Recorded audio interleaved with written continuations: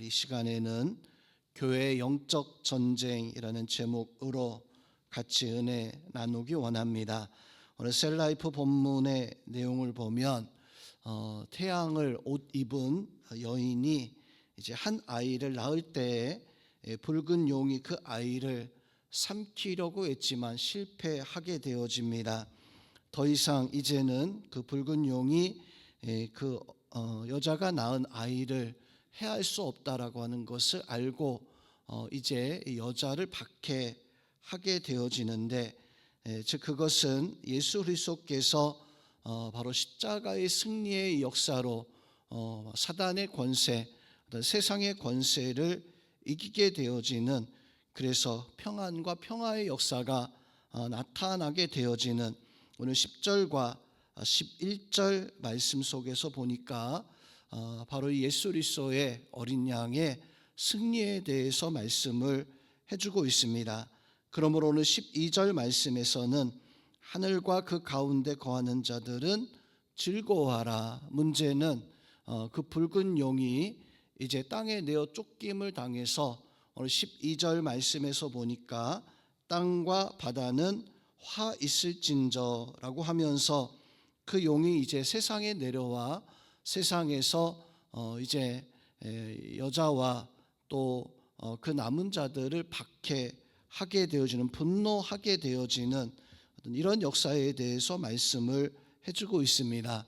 오늘날 세상이 죄악이 만연하고 있는데 이것은 곧 땅에 내어 쫓김을 당한 어떤 사단의 역사가 우리를 넘어뜨리려고 하는, 그래서 우리는 이 세상에 살면서 이 영적 전쟁이 반드시 우리는 이기고 승리해야 됩니다.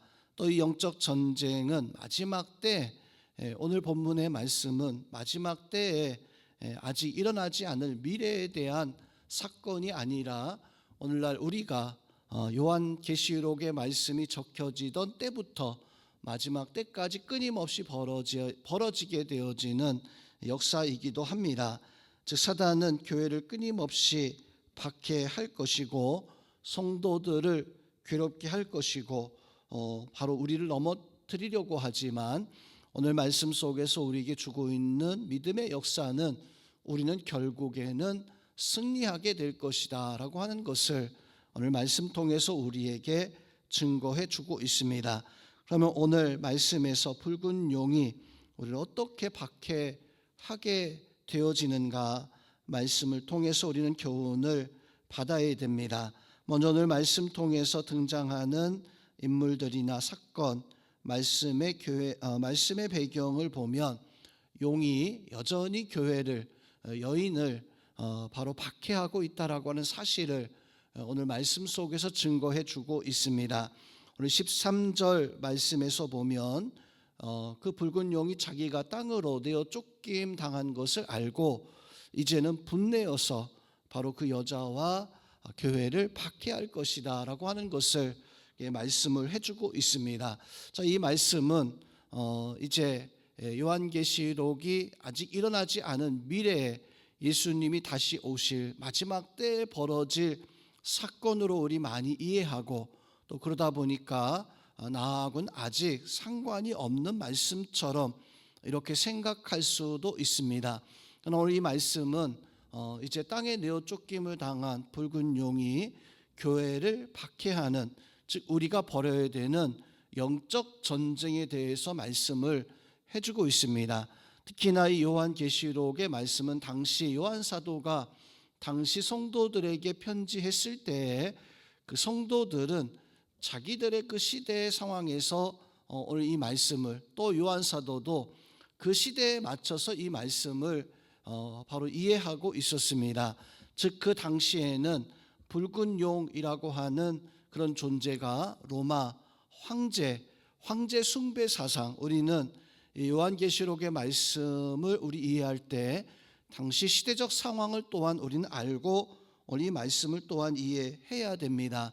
당시 로마에는 황제 숭배 사상이 참 극에 달해 있었던, 처음에는 로마 시민들이 스스로 자원해서 황제를 신처럼 숭배하는 그런 신앙심을 가지게 되어졌는데, 이것이 차츰 황제가 교만해지다 보니까 황제 숭배를 거절하던 사람들을 박해하기 시작했어요. 문제는 그 황제 숭배를 가장 극심하게 거절했던 백성들이 바로 유대인들, 또 유대인들뿐만 아니라 크리스찬들이, 예수님 믿는 성도들이 가장 많이 이것을 거절하고 원치 않다 보니까 바로 이제 로마 황제의 교만함이 교회를 향해서, 당시 크리스찬들을 향하여서 바로 이렇게 펼쳐지게 되어지는, 그러다 보니까 황제 숭배를 거절하던 교회가 무참하게 공격과 박해와 환난을 받게 되어집니다. 그래서 초대교회 성도들은 그 황제 숭배 신앙에서 나의 신앙을 지키기 위해서 부단히도 애를 쓰고 많은 어떤 환난과 어려움을 당하게 되어지는, 즉 초대교회 성도들은 이 붉은 용을 로마 황제로 생각을 했었어요. 그러면 오늘날 우리 또 각 시대 속에서도 각기 붉은 용과 같은 그런 적그리스도가 또한 교회를 박해하는 영적 전쟁은 수천 년의 시간 동안 한 번도 그침이 없었습니다. 즉 어느 시대마다 교회를 박해하는 영적 전쟁을 벌이면서 교회를 넘어뜨리려고 하는 그런 역사와 그런 시도가 끊임없었다라고 하는 것입니다. 즉 우리는 오늘날 이 시대에도 우리를 넘어뜨리려고 하는 그런 교회를 향한 영적 전쟁이 있다라고 하는 것을 깨달아서 우리 이 전쟁에서 반드시 승리하고자 하는 그런 믿음의 마음이 우리 가운데 있어야 됩니다. 즉 우리는 깨어 있어서 우리가 벌여야 되는 어떤 사단과의 또 악한 세력과의 그 전쟁에서 우리는 이기고 승리하는 그런 역사가 있어야 되는데, 오늘 본문의 말씀은 바로 그렇게 영적 전쟁 벌여야 되는 교회가 어떻게 승리해야 되는가라고 하는 것을 말씀을 해주고 있습니다. 그래서 오늘 말씀에서 보니까 이 붉은 용, 사단의 그 역사는 세상에 있는 성도들, 교회들을 괴롭힐 것이다라고 하는 것을 예언해 주고 있어요. 오늘 16절 말씀에서 보면 그 용이, 그 뱀이 입에서 물을 토해냄으로 말미암아 여인을 또 교회를 익사시키겠다라고 하는 그런 어떤 환난과 그 역사를 보여주고 있습니다. 이 뱀과 용이 토해낸 물은 온갖 죄악의 물결입니다.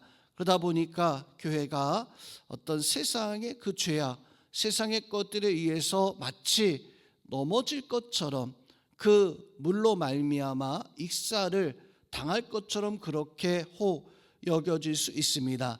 용이 마치 승리할 것이라고 생각을 했지만, 그런데 오늘 말씀에서 보니까 그 물결에 익사될 것처럼 떠내려가던 그 여인이 바로 땅이 입을 열어서 물을 삼킨다라고 이렇게 16절에 말씀을 해주고 있습니다.